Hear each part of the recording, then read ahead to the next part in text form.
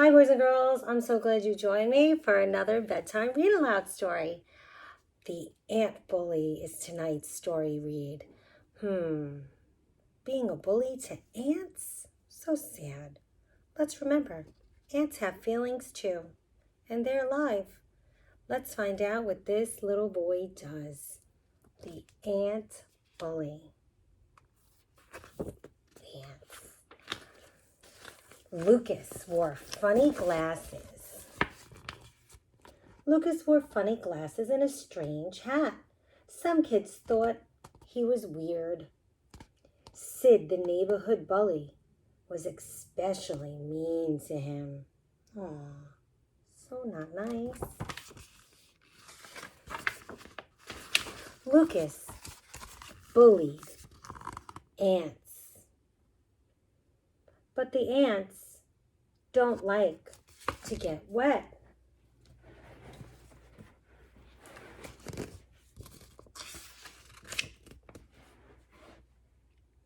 And soon they had enough.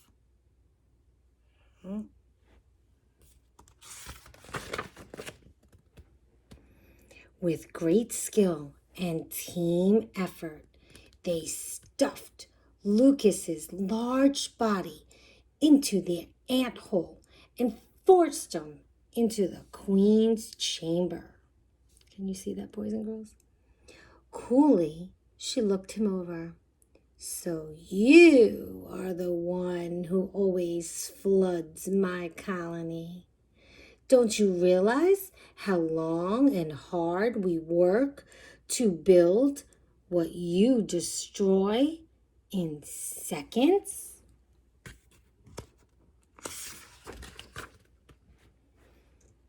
Lucas was stunned to respond. The queen took his silence as a further insult. She turned to the ant wizard and said, "Shrink this boy and put him on trial." So the wise ant put some little drop in his ear and he shrunk to be the size of an ant. And he's going before the ant judge. "Guilty! Guilty, thundered the judge. Lucas's sentence was harsh.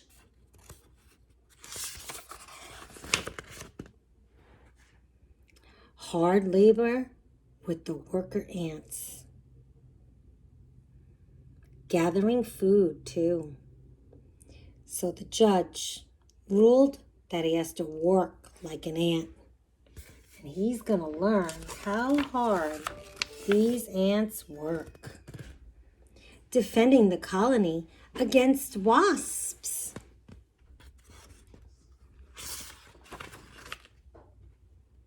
And spiders.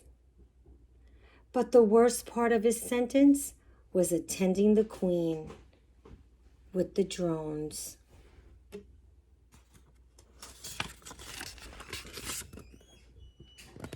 The queen, however, was pleased and told Lucas that she would set him free if he passed one final test. "You must go home and bring me a real swell gel." "But I will need help," Lucas pleaded. "We ants always work together. How else could we gather food, defend ourselves, and please our queen?" The queen smiled and said, "Take Speedy and Remy with you. They're upstairs." So she wants one of these things.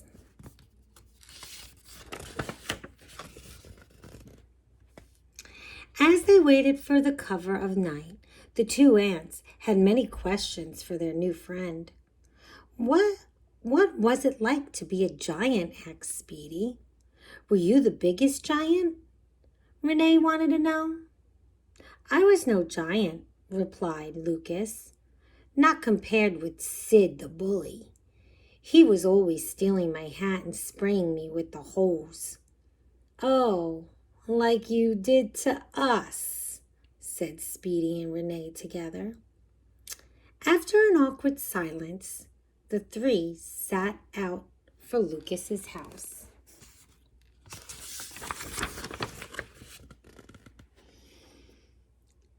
When the last light was turned off, they quietly snuck into the kitchen to find the swell gel. I don't know what those are. It almost looks like a jelly bean. But just as they were about to make off with their prize, bright lights flashed and a booming voice filled the room. Ants! Lucas's father bellowed. Oh no, look at him. He's going to swat the ants.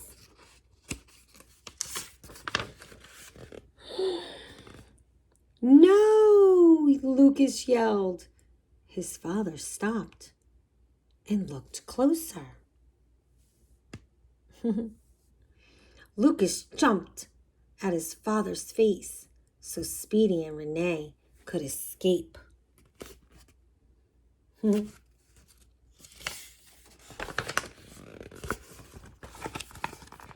Back at the ant colony, the queen was very sad. Speedy and Renee had returned, but not Lucas. Then, to her delight, Lucas arrived. The queen said, "Young man, you have been so brave, and you have learned our ways of the ants well. Your courage will be rewarded." She told the ant wizard to fill his dropper with the growth potion.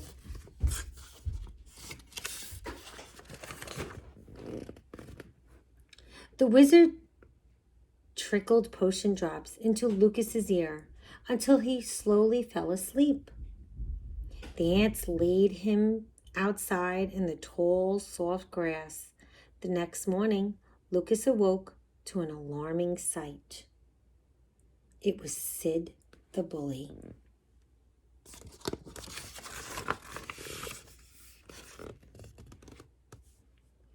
But the ants had seen him first. What did the ants do? They shrugged the real bully. Maybe they'll teach him a lesson, just like they did with Lucas. There's a lesson to be learned, boys and girls. Always treat everything with care and kindness.